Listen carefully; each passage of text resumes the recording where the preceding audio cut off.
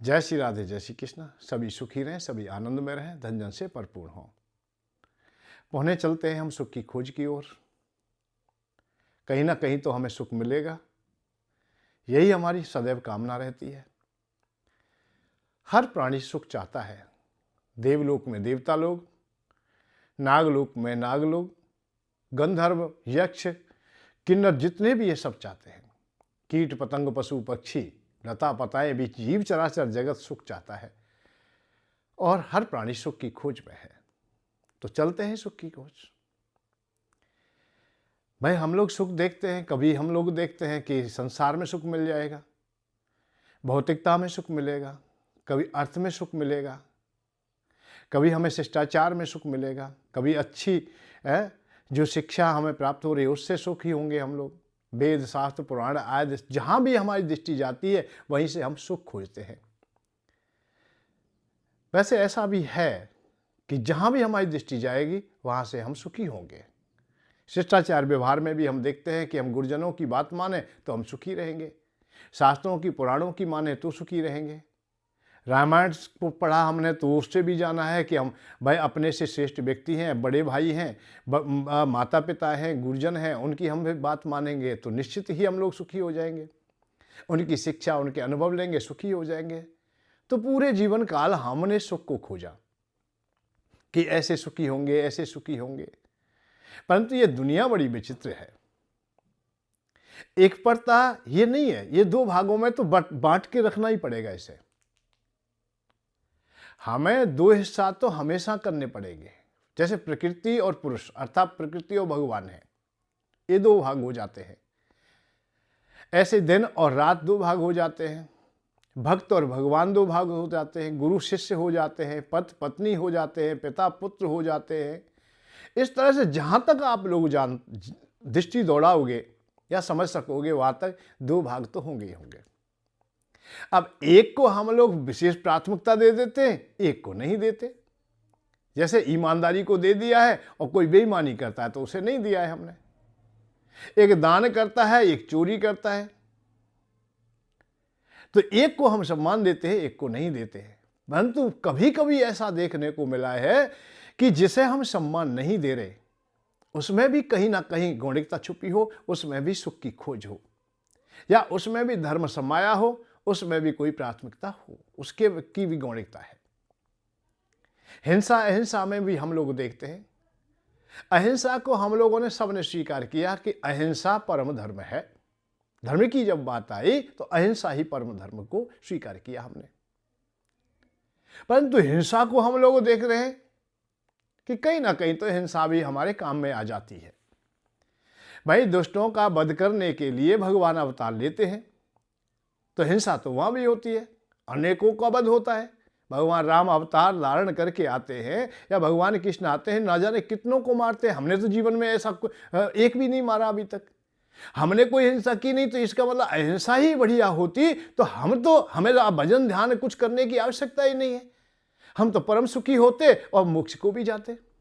भगवान ने जितनी हिंसा की है उतना तो किसी ने किया भी नहीं है, परंतु हमने प्राथमिकता अहिंसा को दिया कि अहिंसा बहुत अच्छी है। परंतु नहीं, हिंसा भी धर्म का निर्माण करती है। अहिंसा ही धर्म को पुष्ट नहीं करती, अहिंसा भी हिंसा भी धर्म का निर्माण करती है। दोनों भाई, दिन दिवस ही अच्छा नहीं है, रात्रि की भी प्राथमिकता है। रात्रि भी हो उसकी भी प्रधानता है। या रात्रि होना बंद हो जाए, रात्रि ना रहे तो दिवस का कोई महत्व ना रहेगा। भाई छां ना हो तो धूप का क्या महत्व है। हर चीज की अवस्था है। अरे भूख नहीं है तो भोजन का क्या महत्व रह जाएगा है? प्यास नहीं है तो जल क्या है। हर चीज कहीं ना कहीं कोई ना कोई आवश्यकताएं सामने रखती है। अर्थात सुख वहां भी हम लोग देखते थे। हम वाणी के द्वारा भी सबने कहा भाई अच्छा बोलो, बढ़िया बोलो, मधुर बोलो, गुरुजनों की बात मानो, माता पिता की बात मानो, बड़ों की बात मानो, बड़े भाई की बात मानो, शास्त्र पुराणों की मानो। परंतु हम देखते हैं कि ना माने तब भी धर्म रह जाता है। कहीं कहीं तो हम लोग देखते हैं कि ना मानने के कारण धर्म बड़ा पुष्ट हुआ। भाई प्रहलाद से बार बार उनके पिता कह रहे हैं कि तू नारायण का नाम छोड़ दे, आज्ञा दे रहे। पिता है, पिता के जो अधिकार है उनका भी वो प्रयोग कर रहे हैं, धमकाते भी हैं, कई प्रकार से समझाते हैं, प्रलोभन भी देते, सब कुछ देते, पर प्रहलाद नहीं मानते। अब वहां आज्ञा पिता की नहीं मानी जा रही, जबकि शास्त्र कह रहा है पिता की आज्ञा माननी चाहिए, उन्होंने नहीं माना। तो ये अनिवार्यता सिद्ध नहीं होती है पूर्ण रूपेण कि पिता की बात हमें माननी चाहिए। हां, पिता की बात वो माननी चाहिए जो पिता हो, पिता जैसा हो। पिता का भाव है कि परमात्मा जैसा। जैसे परमात्मा अपनी सभी संततियों को, समस्त प्राणियों पर कृपापात होते हैं, अतः कृपा बरसाते हैं, ऐसे पिता को भी अनुकूल होना चाहिए। पिता हमारा दस्यु है, पिता हमारा चोर है, पिता हमारा लुटेरा है, हर कार्य उसके अराजकता के हैं। पिता का परिचय देने में भी हमें संकोच होता हो कि हम उनकी संतति हैं, हमें लाज आती हो या हमें समाज में सम्मान ना मिलता हो, तो ऐसे पिता का क्या करें? वो पिता नहीं, पिता है ही नहीं वो। भाई हम कह रहे हैं, केवल सबने कह दिया है पिता है, वो पिता लायक ही नहीं। पिता लायक होना चाहिए, नालायक नहीं होना चाहिए। बात इस बात की है। हाँ, गरीबी हो उसके पास में, कुरूपता हो उसके पास में, या तन उसका कमजोर है, या बुद्धि विवेक कमजोर है, तो वहां वो ये बात नहीं चलती कि उन्हें त्याग दिया जाए, लोभ के कारण या काम के कारण या किसी विषय के कारण, पर धर्म के कारण तो छोड़ दिया जा सकता है, क्योंकि धर्म एक सत्य है। धर्म का पालन कैसे हो या पता कैसे चले, वो शास्त्रों से, पुराणों से, वेदों से चलता है। सनातन धर्म की जो प्रणाली है उनसे चलता है कि पिता विपरीत हो गया।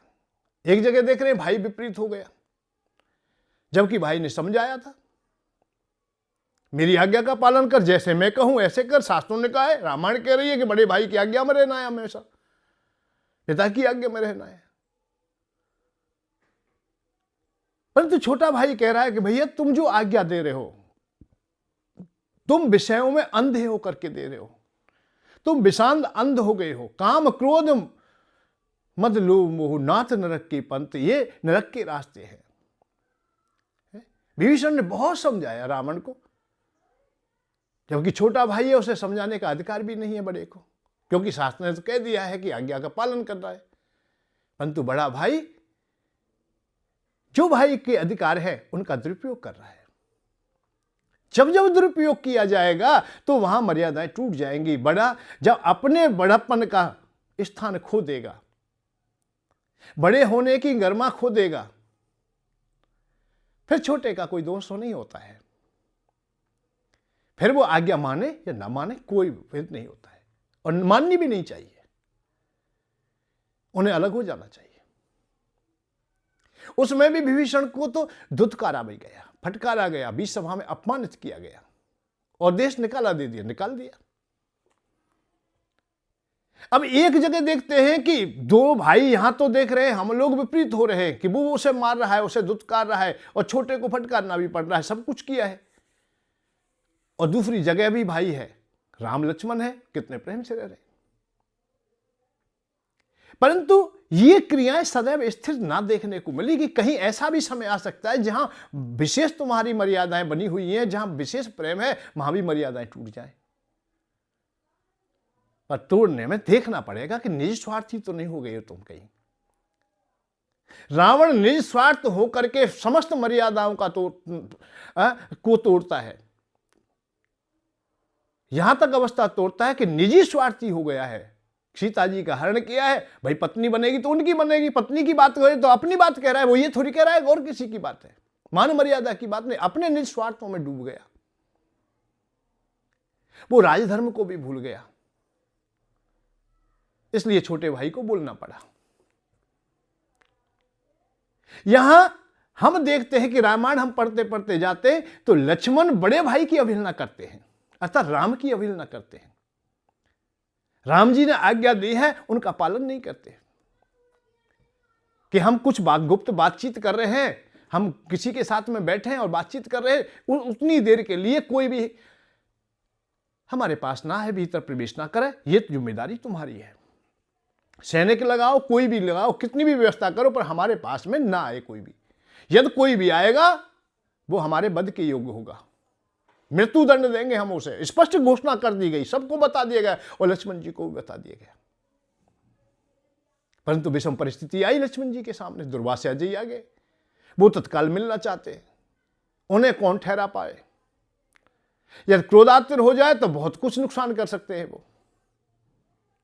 और ब्राह्मण की क्रोधाग्नि के द्वारा किसी को दग्ध कर दिया जाए, शास्त्र कहता है कि सबके द्वारा मरा हुआ हो सकता है पुनः जीवित हो जाए। भाई शस्त्र के द्वारा कोई वृक्ष काट दिया गया है तो पुनः जीवित हो जाए। इंद्र कुलस मम शूल कराला, इन्हें मार मरे नहीं कोई, विप्र द्रोह पावक सो जरी। भाई इंद्र के वज्र के द्वारा मरा हुआ व्यक्ति पुनः जीवित हो सकता है, सुदर्शन चक्र से कटा हुआ शंकर भगवान के शूल से। परंतु यहां शास्त्र कहता है कि ब्राह्मण की क्रोधाग्नि के द्वारा यदि कोई जल गया है तो वो पुनः जीवित नहीं हो सकता। तो वही अवस्था हम सामने देख रहे हैं कि लक्ष्मण भैया के सामने ऐसी विषम परिस्थिति आ गई। तो ये तो पूरी प्रजा के लिए भी नुकसानदायक हो सकता है, मेरे लिए तो है ही है व्यक्तिगत, परंतु सबके लिए ये तो प्रजा को भी साथ दे सकते हैं। क्या ना क्या हो सकता है। अपना निज स्वार्थ या त्यागने का काम है कि मुझे मृत्यु प्राप्त होगी, इसको स्वीकार कर लिया, परंतु औरों का भला हो जाए, और लोगों का भला हो जाए, प्रजा का भला हो जाए, और जीवों का भला हो जाए, और संत की एक आज्ञा का पालन हो जाए, एक ब्राह्मण की आज्ञा का पालन हो जाए। इसलिए उन्होंने भाई की आज्ञा का त्यागन कर दिया, अर्थात भाई की आज्ञा नहीं मानी। ये रामायण बताती है कि लक्ष्मण भैया भी भगवान राम की आज्ञा का पालन नहीं करते। तो बहुत जगह आएगा बात कि हम बड़ों की बात माने, पर किस स्थिति में माने, किस परिस्थिति में माने, हम कैसी अवस्था में माने। हमारे सामने कभी धर्म संकट आएगा तब पता चलेगा कि हम बात मानते हैं। नहीं, लाभ के लिए और स्वास्थ्य के लिए तो हम मान लेते हैं। दोनों भाइयों का एक जैसा व्यवहार है तो वो मान लेते हैं, वहां तो मर्यादा टूटती नहीं। दोनों चोर हैं तो दोनों चोर हैं, दोनों चोरी करने जा रहे हैं तो जा रहे हैं। सुम निसंद दोनों एक जैसी व्यवहार रखते हैं, और वो वरदान भी यही प्राप्त करते हैं, कामना भी यही करते हैं कि हमें कोई ना मारे। ब्रह्मा जी से भी वरदान मांग लिया, और किसी भी प्रकार से ना मरे जब हम आपस में मरे, लड़के मरे, क्योंकि उन्होंने मांगा कि हम में तो बहुत प्रेम है और सदैव प्रेम रहेगा। पर एक ना एक दिन ये प्रकृति ये अपना काम करती है, दोनों में दुश्मनी हुई और दोनों ही लड़के मर गए। तो एक जैसा व्यवहार है वो चल सकता है, परंतु दो भाव हो जाए, व्यवहार अलग अलग हो जाए तो मर्यादाएं टूट जाती है। एक समझा रहा है धर्म के लिए, छोटा भाई मर्यादा तोड़ रहा है केवल धर्म की रक्षा के लिए। लक्ष्मण ने भी मर्यादा तोड़ी है धर्म की रक्षा के लिए, अवहेलना दोनों ने की है, पर दोनों को कहीं भी बुरा नहीं माना गया। कहीं ये एक शब्द भी पूरी रामायण में नहीं मिलती है कि लक्ष्मण भैया बुरे व्यक्ति हैं और उन्होंने अपने बड़े भाई की आज्ञा नहीं मानी। ऐसा कहीं भी नहीं पाया है, और ना आज समाज के बीच में है कि लक्ष्मण ने आज्ञा नहीं पालन किया। विषय यही हमेशा देखना चाहिए कि हम लोग क्या कर, धर्म कहां है और कैसी अवस्था में है। धर्म की रक्षा के लिए हमें कभी कभी मर्यादाएं तोड़नी होती, ये बात यहां आती है। जैसे लक्ष्मण भैया ने मर्यादा तोड़ी, तो उनको आज हम मर्यादा तोड़ने वाला नहीं कहते हैं। हम ये नहीं कहते कि भाई की बात उन्होंने नहीं मानी या भाई की अवहेलना कर दी। जब दंड की बात आई तो भाई ने भी इतना ही काम किया सर्वसम्मति से कि जब मैंने प्रण किया है कि मैं उस व्यक्ति का मतलब दंड रूप में मृत्यु को दूंगा मैं, तो अब मैं क्या करूं। ये तो लक्ष्मण सामने है, सबसे प्रिय है मुझे, चाहे कितना भी प्रिय क्यों ना हो, परंतु मैंने जो वचन दिया है, मैंने जो प्रण किया है, वो उसे मैं पूरा करूंगा। मैंने लक्ष्मण को आज से त्याग दिया। त्यागने का भाग भी यहां ये मृत्यु के समान आता है, तो लक्ष्मण को त्याग दिया। और जिसे प्रियजन त्याग देते हो, जिन्हें अपने प्रियजन त्याग देते हो, उनकी भी मृत्यु ही होती है। संसार में कहा गया है ये, भाई गांव से बहिष्कार कर दिया, समाज से बहिष्कार कर दिया, अपनों ने तुम्हें त्याग दिया, धर्म से बहिष्कार कर दिया, तुम्हारा जल पानी दूर कर दिया, ये सब मृत्यु के समान है, मृत्यु ही मानी गई है। जीवन फिर कहां रहेगा? या तो तुम्हें आत्महत्या कर लीजिए या प्रभु की शरण में चले जाइए, दो ही बातें। प्रभु ने तो उन्हें त्याग ही दिया, इसलिए उन्होंने जल समाधि ले ली। अब वही अवस्था विभीषण के सामने है। तो पर विभीषण के सामने एक रास्ता खुल गया है कि मेरे प्रभु हैं, प्रभु की शरण में चला जाऊं। अब संसार में और किसी की शरण नहीं कह सकता मैं भाई की शरण तो मैं त्याग के आ रहा हूं, संसार को तो मैं त्याग के आ रहा हूं, राजपाट छोड़ के आ रहा हूं, मैं सुख सुविधाओं को छोड़ के आ रहा हूं, तो मुझे भौतिकता के प्रति अब ज्यादा प्रयोजन नहीं है मेरा। अपमानित हो गया हूं तो जीवन तो मेरा रहा ही नहीं है।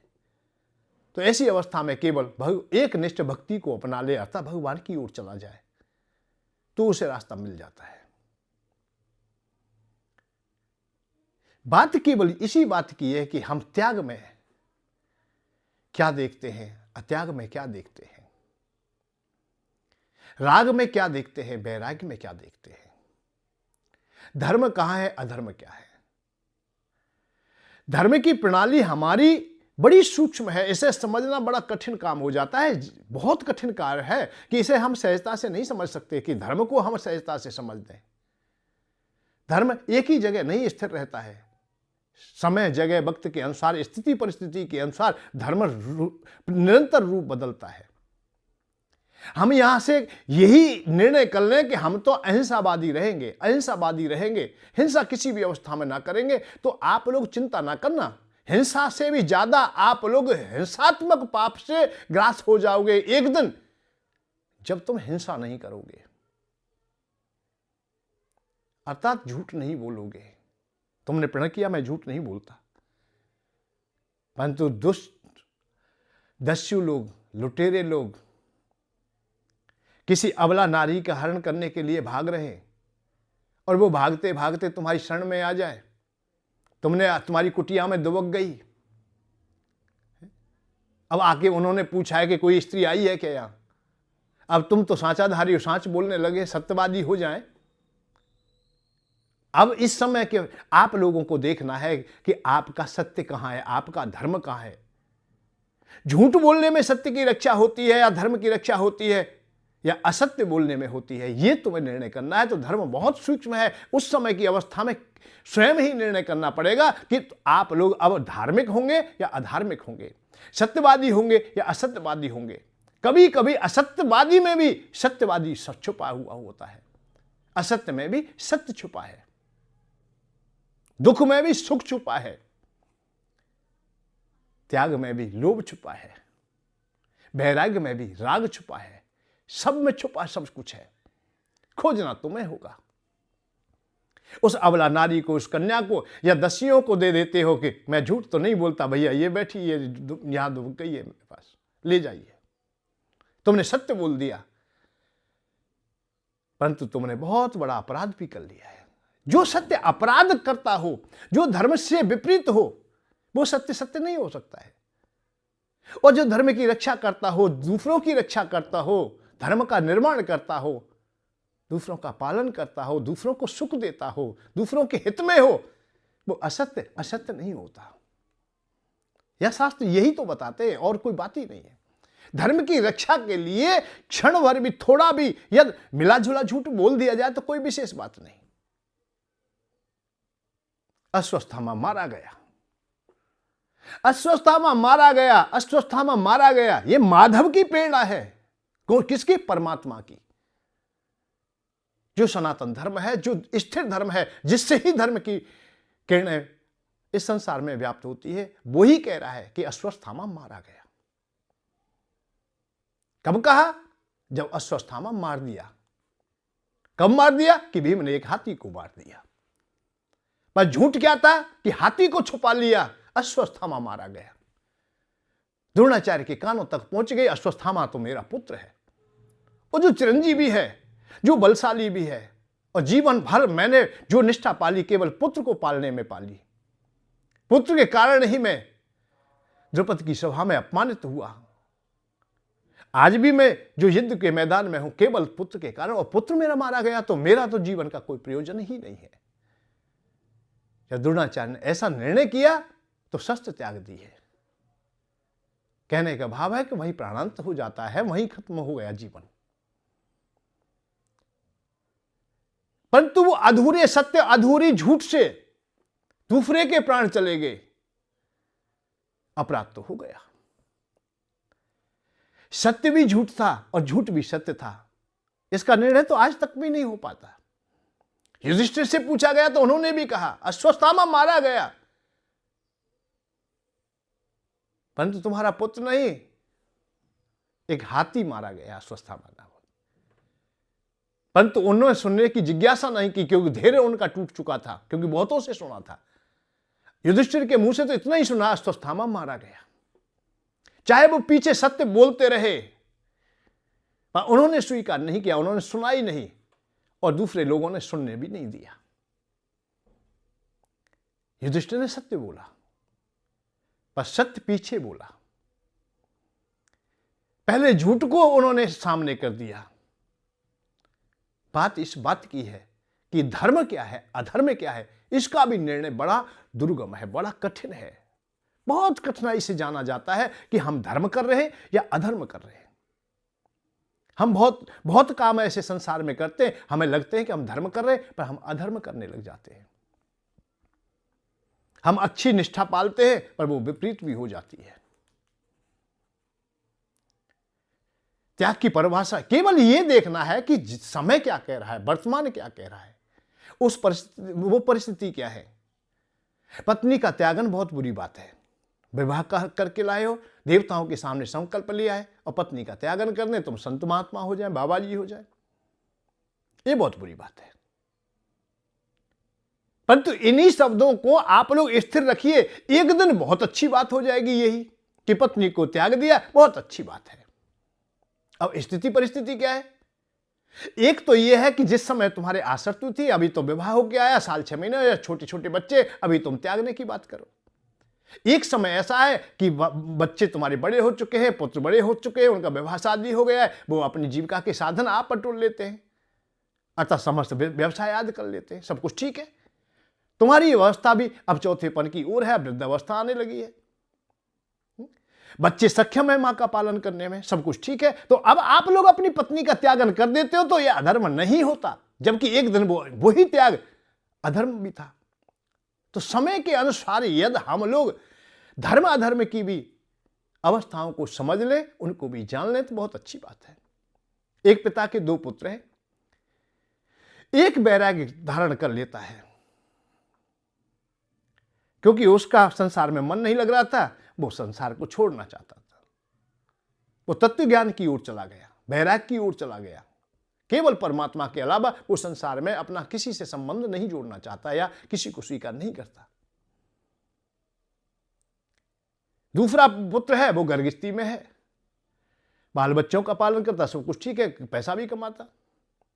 एक दिन उस बच्चे से, उस पुत्र से उनकी कोई भी लड़ाई हो गई, नाराजगी हो गई, तो वो बैरागी पुत्र के पास में चले गए। तो उन्होंने जाकर के जब वहां अपनी बात कही कि पुत्र तेरा भाई है, मुझे गाली देता है या दुखी करता है या मैं परेशान हूं, तू घर चल। उसने रूखे शब्दों में सहजता से कह दिया कि मेरा कोई भी नहीं है और ना मेरा कोई संबंध है, ना मेरा कोई भाई है, ना पिता है, ना माता है, ना कोई भी है। संसार के समस्त बंधनों को मैं त्याग चुका हूं। विषय इस बात का है, वही बात उस पुत्र ने कही जो गर्भस्थी में रह रहा था, जो व्यवसाय कर रहा था, बच्चों के साथ था, जो गर्भस्थी को अपनाए हुए थे, वही बात उन्होंने कही, वही बैरागी ने कही। दोनों ने एक ही बात कही। उसने भी क्रोधित होकर के पिता से कहा मेरा किसी से संबंध नहीं है, मेरा कोई पिता नहीं, मेरी कोई माता नहीं। एक जैसी बातें कही, पर बातों में फेर बदल बहुत हो गया। एक की बात सत्य है और एक की असत्य है। जो गर्भस्थी में रह रहा है, जो अभी माता पिता के साथ है, उनकी संपत्ति का भी भोगन कर रहा है, उनके नाम का भी भोग कर रहा है, उनकी गौणिकता के अनुसार अपनी क्रियाएं कर रहा है, संसार में रह रहा है। लोभ के वशीभूत होकर, लोभांध होकर के, कामांध होकर के, क्रोधांध होकर के उन्होंने जो बात कही है वो बहुत बुरी बात है, वो धर्म के विपरीत है बात। उसे इस प्रकार से नहीं कहना चाहिए, उसे शास्त्र की मर्यादाओं से चलना चाहिए, समाज की मर्यादाओं को ध्यान में रखते हुए चलना चाहिए, संस्कृति के हिसाब से चलना चाहिए, क्योंकि वो संसार में है। और जो बैरागी है उसने तो समस्त प्राणियों से संबंध ही त्याग दिया है। हृदय में कोई राग है ही नहीं, केवल परमात्मा के अलावा उसके हृदय में कुछ भी नहीं। उनके हृदय से ऐसे बात निकले या स्वाभाविक ही तुमने जान लिए तो कोई ये विशेष प्रयोजन नहीं रखते हैं। वो अपराधी नहीं है, जो जिसके हृदय में राग ही नहीं है वो अपराधी है ही नहीं।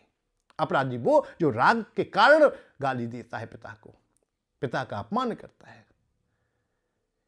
तो धर्म बड़ा सूक्ष्म है, धर्म को समझना बड़ा कठिन है कि हम पिता की आज्ञा माने या गुरुजनों की आज्ञा माने। अपथ पर गुरु चला गया है, उनके कारण हम लोगों को बहुत अपमानित होना होता है, बड़े भाई के कारण अपमानित होना होता है, पिता के कारण अपमानित होना होता है। हम समाज में भी नहीं जी सकते, संत समाज में भी नहीं रह सकते, कैसे भी हम जुड़े रहे तो उनके द्वारा हम अपमानित हों। तो ऐसे संबंधियों को त्यागने की कोई विशेष बात नहीं कही गई, त्याग दीजिए, कोई परेशानी नहीं। हाँ, बड़ा भाई बहुत अच्छा है, गरीबी आ गई है उस पर, या अस्वस्थ हो गया है, या कोई आपत्ति काल आ गई है, तो ऐसी अवस्था में छोड़ोगे आप लोग तो आप लोग धर्महीन हो जाओगे। आपत्ति काल में भाई को ना छोड़े, पर आपत्ति रावण जैसी आपत्ति हो तो तत्काल त्याग दीजिए, एक लोस्ट की भांति त्याग दीजिए, एक पल का भी देरी ना करें। जो लोभ लालच में पढ़ करके, निस्वार्थों में पढ़ करके अराजकता को अपनाता हो, और फिर शास्त्र ने नहीं कहा है, केवल हम लोग कहते हैं, वो झूठे लोग कहते हैं, जो अल्प बुद्धि, जो समझ नहीं पाए, वो कहते हैं कि भाई का साथ तो देना चाहिए। भाई फिर भी भाई का भाई तो भाई, फिर भी भाई क्या होता है, नहीं होता है भाई, भाई की बात ही नहीं है। जब तक हम लोग अपने को सही प्रकार के मार्ग को ना जाने, क्योंकि अरे आत्मा तो सबके लिए अलग अलग है भाई, हम सबको अपना कल्याण खोजना है। हम किसी के साथ में नहीं जुड़े हुए हैं अपने कल्याण के मार्ग में, केवल कुछ दिन के लिए यहां है, यहां उस संस्कृति के अनुसार चले। यदि भाई संस्कृति के अनुसार चल रहा है तो हमारा भी कर्तव्य हो जाता है संस्कृति के अनुसार चले हम लोग, हम शास्त्र पुराणों के अनुसार चले, हम संत महात्माओं की वाणी के अनुसार चले। दोनों को संग चलना चाहिए। उस अवस्था में हमें हर प्रकार से आज्ञा का पालन करें। छोटा भाई निजी स्वार्थों में यदि पढ़ करके कोई भी अभिज्ञा करता है बड़े भाई की, वो बात कह रहा है, जो आपत्ति काल में आ गया बड़ा भाई, किसी भी कारण से आ गया है, व्यापार में घाटा चला गया, खेती में नुकसान हो गया है, या एक्सीडेंट आयद हो गए, तो स्वास्थ्य ठीक नहीं है किसी भी कारण से, अब धन नहीं कमा सकते, ऐसी अवस्था में वो आ जाए और उस समय आपत्ति काल में उन्हें छोड़ के जाएं आप लोग, तो वो ठीक नहीं है। इन दोनों चीजों को देखना पड़ेगा। हमें ये दुनिया दो भागों में ही दिखाई देती है, क्या सत्य है, क्या असत्य है, क्या त्याग है, क्या वैराग्य है। हम वैराग्य में भी हमने बहुत देखे, वैराग्य में भी लोभ समाया होता है। हम किसी चीज का दान कर रहे हैं, हम आज साधारणता से देखें कि दान पुण्य कर रहे हैं हम लोग, दान में भी कुछ चाह होती है, त्याग में भी कुछ चाह होती है, त्यागने में भी कुछ चाहता है। यह है विचित्र स्थिति, निश्चित चाहता है। ये स्वाभाविक गुण हो जाता है कि हम त्याग रहे हैं कुछ तो उसका भी हमें प्रतिफल मिले। भगवान हमें आज नहीं तो कल, भाई आज हमारी व्यवस्था ना हो पाई, आज हमें ना मिल रहा, या हमारे पास कुछ धन बच रहा है तो इसका फिक्स कर दें हम, कब कि आगे के जीवन में मिल जाए, हमें स्वर्ग में जाकर के मिल जाए। हम जब आगामी जीवन प्राप्त करें तो हमें बड़ी सुविधाएं मिल जाए। हम चाह तो रखेंगे, कोई ना कोई लोभ तो रखेंगे। तो त्याग में भी हमारे में कहीं ना कहीं लोभ छुपा होता है, इच्छाएं छुपी होती हैं, और सुख की खोज ये निरंतर कभी खत्म नहीं होती, चाहे लौकिक की हो चाहे पारलौकिक की हो। हम यहां सुखी रहें, यहां अच्छे रहें, और यहां यदि हम पराजित हो जाते हैं तो हम आगे की कामना भी करते हैं। इसी को हम लोग भजन ध्यान कहते हैं। भजन ध्यान करके, दान पुण्य करके, दूसरों के हित में कोई काम करके, जैसे भी हो सके हमसे ऐसा करके, क्यों कि आगामी जीवन हमारा सुखी हो जाए, आने वाली पीढ़ियां, आने वाला युग हमारा अच्छा हो जाए, हम स्वर्गवासी हों, सुखवासी हों, सुख की खोज हमारी पूरी हो, हमें सुख मिल जाए। भाई यही तो काम है सब। ये सुख की खोज बड़ी निरंतर दौड़ने वाली है, और इसी को पाने के लिए हम सब लोग चल रहे हैं, सब दौड़ रहे हैं। कोई भी नहीं बचा इससे, कोई बचा ही नहीं है। हो सकता है कि धन उपार्जन के लिए तो हम कह सकते हैं कि संत महात्माओं को चाहिए नहीं, बैरागियों को चाहिए नहीं, भाई संसारियों का काम है, संसारी धन प्राप्त कीजिए, व्यवसाय कीजिए, जीविका के साधन कीजिए, हो सकता है हम यहां तक बात, परंतु ये सुख की खोज तो कहीं खत्म नहीं दिखाई देती। जो आज ना मिला, आज हम पराजित हो गए, तो कल हम जीतना चाहते हैं, कल की तैयारी करते हैं हम लोग। यही हमारी साधना है, यही हमारे यज्ञ हैं, यही हमारे दान पुण्य है, यही हमारी समाधि है, यही हमारा योग है, हमारा ये चिंतन है, हमारा भजन है। सब में कहीं ना कहीं सुख की खोज चुपकी है, और वो खोज इतनी इतनी लंबी हो जाती है कि हम एक दिन ऐसा भी हो सकता है कि हम सुखी होने के उपरांत हम सुख की भी चाह को खत्म करें, क्योंकि उससे भी आगे बढ़ेंगे, क्योंकि हमारे कुछ पाने की चाह तो निरंतर रहती है। दुख में होता है जब भूखा होता है कोई और। एक पंक्ति आती है, दीन कहे धनवान सुखी, धनवान कहे सुख राजा को भारी, राजा कहे महाराजा सुखी, महाराजा कहे सुख इंद्र को भारी, इंद्र कहे सुख चतुरानंद को, चतुरान कहे सुख विष्णु को भारी, और तुलसीदास विचार कहे हरि भजन बिन सब जीव दुखारी। ये पंक्ति कह रही है और एक एक करके बढ़ती जा रही है कि दीन दुखी, दीन ये कह रहा है कि भैया जो भूखा बैठा है वो तो ये कह रहा है कि इसके यहाँ रूखी रोटी भी है, सूखी रोटी है, वो भी अरे ये बड़ा सुखी है, कम से कम भरपेट रोटी तो खा ली। वो कह रहा है कि सब्जी वाला बहुत बढ़िया, ये तो अरे मालपुआ खाता है, ये तो अच्छा अच्छा खाता है। फिर देखते हैं कि वह धनवान लोग हैं, खेत क्यार वाले हैं, इनके पास व्यवसाय, ये बहुत सुखी है। उनके भी संतुष्टि नहीं है, वो और कह रहे हैं कि वो नेता लोग, राजा लोग बहुत सुखी है, अफसर लोग बहुत सुखी है। वो भी कह रहे हैं कि राजा लोग, जो प्रधानमंत्री और राष्ट्रपति, वो बहुत सुखी है। उनकी भी कामना है कि हम लोग तो पूरे ब्रह्मांड के राजा हो जाए, था इंद्र बहुत सुखी है। इंद्र ने भी कहा अरे मेरे पास भी कुछ भी नहीं है। ब्रह्मा जी सुखी है, ब्रह्मा जी कह रहे अरे मैं तो रात दिन संकट में पड़ा हूं यार। विष्णु भगवान सुखी हैं। पर ऐसा लगता है तुलसी बाबा वहां से लौट के आए तो विष्णु भगवान भी कोई ना कोई कामना किए बैठे हो कि ये संसार तो कम से कम, मेरी जो दुकान है, मेरी ये दुनिया है, ये तो अच्छी चलती रहे। इसमें वो भी दुखी पाए, वो भी चिंतित रहते हैं। जब ये दुनिया बिगड़ती है, ये संसार बिगड़ता है, अराजकता फैलती है, धर्म की मर्यादाएं टूटती हैं, उनके अपने प्रियजन जब दुखी होते तो वो भी दुखी होकर के अवतार धारण करके इसको फिर ठीक करते, फिर ठीक करने के लिए आते, अवतार समुचित व्यवस्था करते हैं। ऐसे हम लोग सुख की खोज में हम निकलते हैं। जब सुख हमें प्राप्त होता है तो हम आनंद की खोज में फिर निकल जाते हैं, क्योंकि सुखी रहने के लिए भी तो बहुत द्वंद्व है भाई। जैसे प्रकाश के लिए दीपक जलाते हो आप, प्रकाश तो तुम्हें प्राप्त हो जाता है, पर दीपक की भी तो व्यवस्था हमारे लिए एक द्वंद्व बना रहता है कि उसके लिए तेल भी चाहिए, बाती भी चाहिए। ऐसे ही सुख सदैव स्थिर नहीं रह सकता, तो फिर हम आनंद की ओर चल देते हैं, अर्थात परमात्मा की। हम अंत में यह चाहते हैं कि हम कुछ करना ना पड़े, हमें कष्ट की बात नहीं, हमें कुछ करना ना पड़े, हमें सुख भी भोगना ना पड़े। सुख भोगने उसके लिए भी हमें कुछ करना पड़ता है, इसलिए हम मोक्ष तक पहुंच जाते हैं, अर्थात मोक्ष हो जाए, मुक्ति हो जाए, हम कभी भी फिर जीवन धारण करें ही नहीं। जीवन होगा तो हम नाना प्रकार के द्वंद्वों में फिर पड़ जाएंगे, इसलिए मोक्ष तक की कामना हो जाती है। तो सुख की डगर हमारी कभी भी समाप्त होती नहीं दिखाई देती। अविवेकी व्यक्ति है, जब सुख की डगर खत्म नहीं होती है, वो निरंतर चलती है। मोक्ष की डगर भी कोई हमें कोई विशेष आनंद नहीं आया, क्योंकि आनंद ही जब खत्म हो जाएगा तो डगर ही क्या है। आनंद तो तब आएगा जब तक भाई हम होंगे कहीं, हम साक्षी होंगे कहीं। मोक्ष में कोई साक्षी नहीं होता है, जो चैतन्य उठ जाए वो परमात्मा में समा जाती है। जानत तुम्हें तुम ही हो जाई। अरे जल की बूंद सागर हो गई, अब उसकी सत्ता स्वयं की नहीं है। नदी नदी ना रही, महासागर हो गई।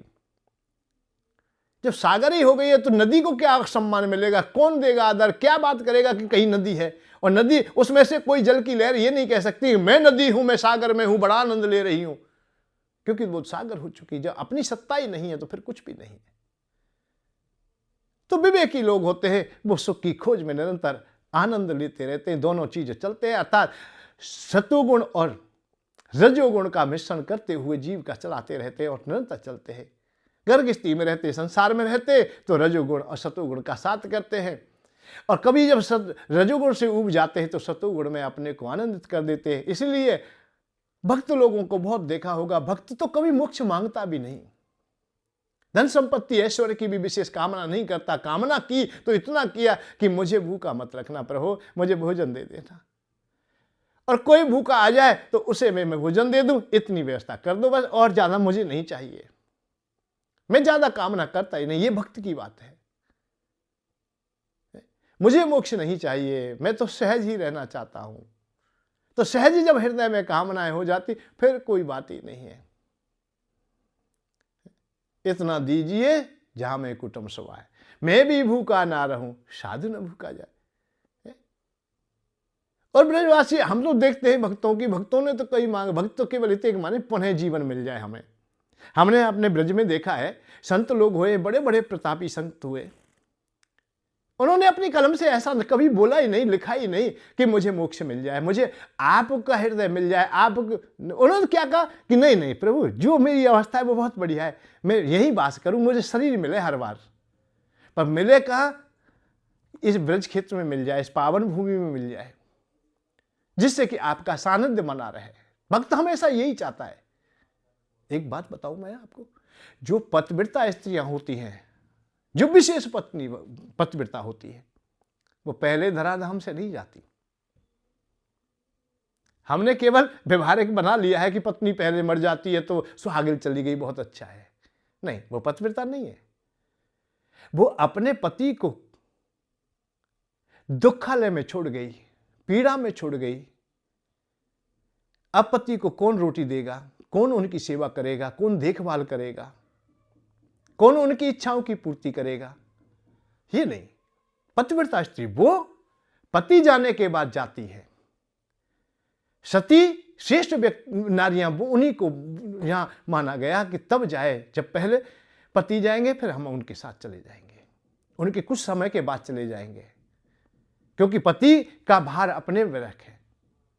ऐसे ये परम भक्तों की बात है कि हम भाई हम सेवा करते रहे, निरंतर करते रहे। रसखान बाबा ने कहा कि मुझे यदि पुनः जीवन मिलता है प्रभु, ऐसा तो मैंने पुण्य किया नहीं है कि मानव देह मिल जाए मुझे। ऐसा ना पुण्य कियो कोई जो मानव देह मिले जग में। जो कहूं पशु को जन्म मिले तो धैन बनूं ब्रजमंडल में। रसकों के टुकड़ा खाने मिले तो स्वान बनूं ब्रजमंडल में। मैं चांडाल पशु भी बन जाऊं, कोई परेशानी नहीं। ये इच्छा है भक्तों की। ऐसा ना पुण्य कियो कोई, ऐसा कोई हमने नहीं किया है कि जो मानव जीवन मिल जाए तो हमें कीट पतंग पशु पक्षी बना दे। और मानस हो तो वही रस खाने बसों ब्रज गोकुल गाँवों की ग्वारन। पाहन हो तो वही गिरी को जो धर्यो करे छत्र पुरंदर कारण। जुपस हो तो कहावस मेरो चरो नीति नंद की धेन मझारन। जो खग हो तो बसेरो करो मिले कालिंदी कूले कदमों की डारन। चुपस हो तो कहावस मेरो चरो नीति नंद की धेनु मझारन। रसखान बाबा कह रहे यदि पाहन बनूं मैं, मानव बनूं मैं, मानव बनूं तो ग्वाल बाल बन जाऊं, अरे ब्रजवासियों के टुकड़ा मिलते रहेंगे।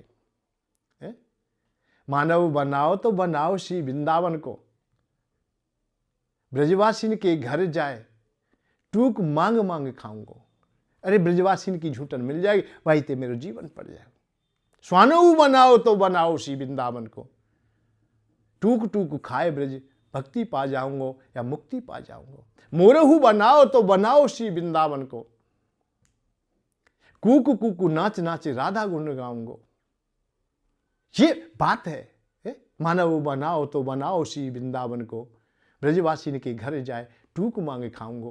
मधुकुरी खा करके मैं अपना जीवन, मुझे जीवन चाहिए, मुझे ब्रज का, मैं ब्रज छोड़ के नहीं जाना चाहता। ये भक्ति की कामना है। तो इसमें बड़ा आनंद है कि भगवान की भी सेवा होती है और हमें भी उस सेवा का आनंद प्राप्त होते रहता है। मोक्ष तो बड़ा रूखापन है। इन्हीं में फिर हमारे कर्म और कर्तव्य समा जाते हैं। यदि हम संसार के कामों को भी करते हुए उस भक्ति को पा सकते हैं। कितने संतों की बात नहीं आती, कितने भक्तों की बात नहीं आती, जो हमेशा गर्गस्ती में भी रहे और फिर भी वो भगवान के प्यारे रहे। भगवान उन्हें अपनाते, भगवान उनसे बातें करते, भगवान का वो अनुभव करते। आप भी कर सकते हो। आप ये ना सोचे कि हमें भगवान ना मिलेंगे या भगवान का अनुभव नहीं होगा। होगा। थोड़ा सा फर्क है केवल कि हम भाग दौड़ की दुनिया में हम डिस्पोजल सब सामान को डिस्पोजल करते हैं। तो ऐसा ना करें, क्योंकि ये आध्यात्मिक क्षेत्र है, ये बड़ा गूंथा है। भगवान ने एक बात कही है, भाई आप लोग यदि मेरे दर्शन चाहते हैं तो मेरे लिए समर्पण हो जाइए, नौछावर हो जाइए, आप मुझे प्रणाम कीजिए। जब भगवान को प्रणाम करेगा, नमन करेगा, तो ये आंखें बंद हो जाएंगी। अब देखेंगे कैसे? ये भगवान कृष्ण ने अर्जुन से भी कहा था कि यदि तू मुझे देखना चाहता है तो इन आंखों से नहीं देख सकता, इसलिए मैं तुझे आंखें देता हूं, देखने वाली आंखें देता हूं। भाई अंधेरे में तुम कहीं जा रहे हो, तुम्हारे पास आंख है परंतु नहीं देख पा रही है, पर देखने के लिए कोई युक्ति अपना ली जाए, एक टॉर्च दे दिया जाए, मसाल दे दिया जाए, तो आप देख लोगे। ऐसे ही भगवान ने कहा कि भाई मैं ऐसे नहीं दिखता हूं। भाई कैसे दिखते? मैं तुझे दिव्य चक्षु देता हूं। और दिव्य चक्षु कब प्राप्त होते? जब ये आंखें बंद हो जाती हैं। इसको समझ लीजिए बहुत सरलता से। ये आंखें केवल रजोगुण और तमोगुण को देखती हैं, और भगवान सतोगुण में प्रवेश करते हैं। या प्रवेश के भगवान सतोगुणी है, हमें सतोगुण में प्रवेश करना होता है। सतोगुण में जब प्रवेश करते हैं तो ये आंखें बंद हो जाती हैं।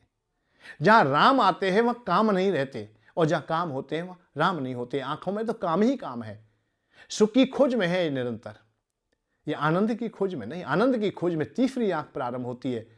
दिव्यम ददामि ते चक्षुं पश्य मेघ योगमेश्वरम।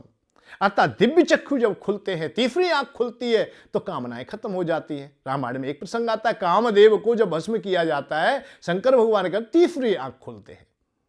तब शिव तीसर नयन उगारा, चित्तवत काम भयउ जर छारा। काम कब नष्ट हुआ? जब तीसरा नेत्र खुल गया, तीसरी आंख खुल गई। तो तीसरी आंख का भाव यही है कि आप लोग हृदय में अपने में प्रभु को बसाने का प्रयत्न करें, तो हृदय से वो देख पाएंगे, अर्थात हृदय से दिखेंगे। इन आंखों, ये आंख तो देखने का है ही नहीं, ज्यादा दूर नहीं देख सकती, ज्यादा नजदीक नहीं देख सकती, उनमें तो ज्योति विशेष करके है भी नहीं। हम प्रकाश को ज्यादा नहीं देख सकते, सूर्य भगवान के दर्शन नहीं कर पाते जो प्रत्यक्ष होते। तो भगवान के, जिसने सूर्य को बनाया है, इस दुनिया को बनाया है, उसे कैसे देख लेंगे जब सूर्य को नहीं देख सकते हम?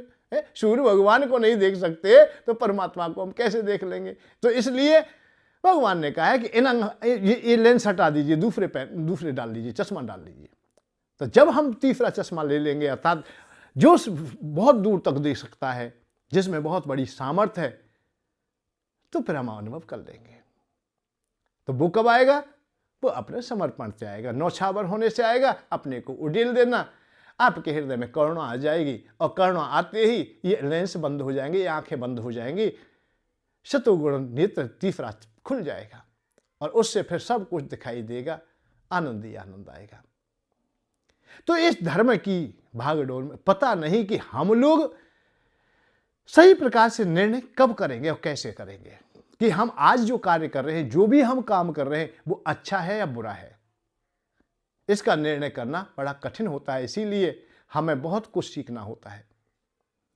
हम केवल हठ योग से ही परमात्मा को नहीं पा सकते कि हमने हठ कर लिया है, या हम हठ करने के बाद में हम अच्छे नागरिक हो जाएं, अच्छे महामानव हो जाएं, ये भी नहीं। हठ के कारण तो बहुत कष्ट सहने पड़ सकते हैं, बहुत कुछ खोना पड़ सकता है, सर्वनाश तक हो जाता है। कि प्रण कर लिया हठ योग में कि मैं झूठ नहीं बोलूंगा, अब सच सच बोला, अबला को पकड़वा दिया। हठ योग हो गया कि मैं अब मतलब अन्न ही तब खाऊंगा जब भगवान के दर्शन हो जाएंगे, या बहुत बहुत हठ योग में बात आती है।